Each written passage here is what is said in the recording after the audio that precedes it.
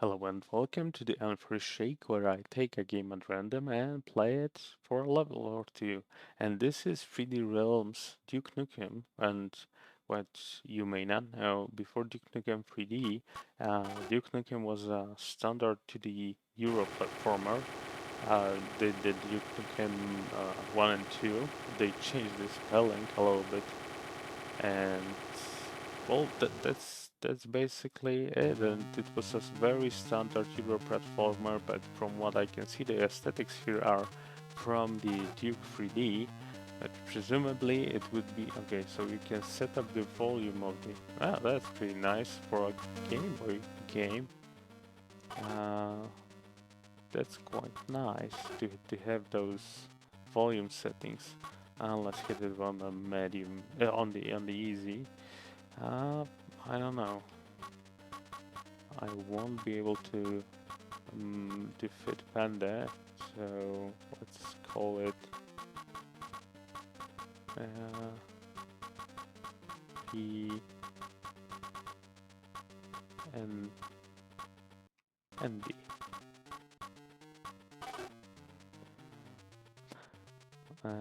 Okay, let's try it out and see how the Duke Nukem works actually. So we have some kind of intro. Duke's on the stage, some kind of TV program running on, and he's being, yeah, I think there is some spaceship shenanigans going on. Okay, so this style of graphic really reminds me of the Commander Keen games. It's very similarly stylized, and let's see what the actual gameplay looks like. So they are abducted the Duke, and yeah, that's a standard platformer. And let's see what are the verbs we're dealing with here. Okay, so we had nifty grenades. Oh, okay. So apparently aliens had even shotgun in there. Okay. Ooh. Oh, so you have a health bar instead. Ouch. Okay. Oh, so that's the type of the platformer where enemies will blow up. Oh, so you would have to jump over those. That's interesting. So that's the type of platformer where dying enemies just blow up, but that's good that they show that at the beginning, not just incorporate that later inside the game. Okay. So those screens, if I remember correctly, when it was a standard platformer, were just you could read some information. Ouch. So you're just losing health, or you have this alien goo on you. Okay. That's interesting. And well, it looks very similar to those DOS platformers. To be honest, the graphic style, that's a little bit silly.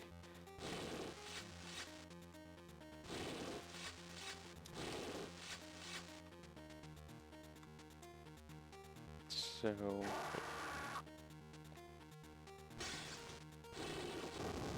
okay. I presume that, yeah, that's a ladder. Well, that's really original and quite well made. So, oh, you're probably collecting letters. Okay, so Nukem or something like that.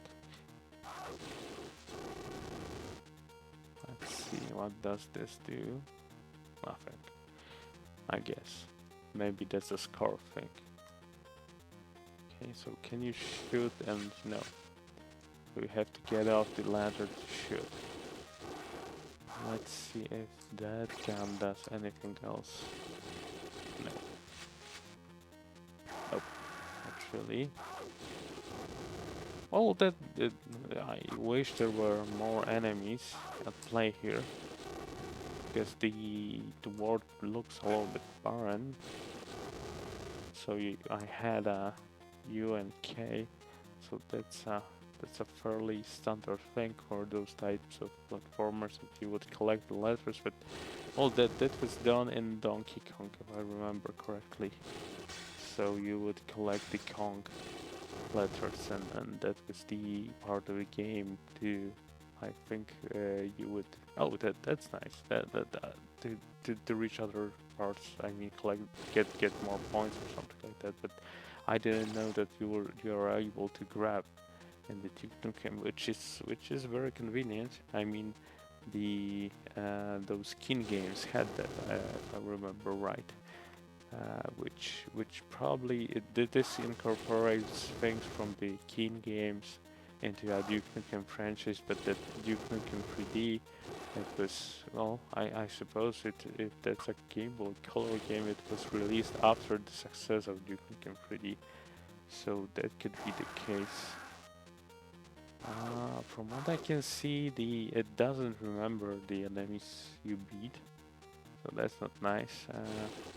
Because those skin games actually remembers that obviously Game Boy Color had much less RAM to work with.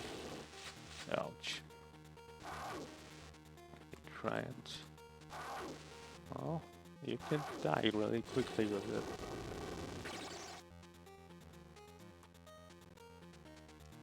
Okay. I always forget that you get hit if you come too close to the dying guy. Okay, so I have some items in the right top bottom corner.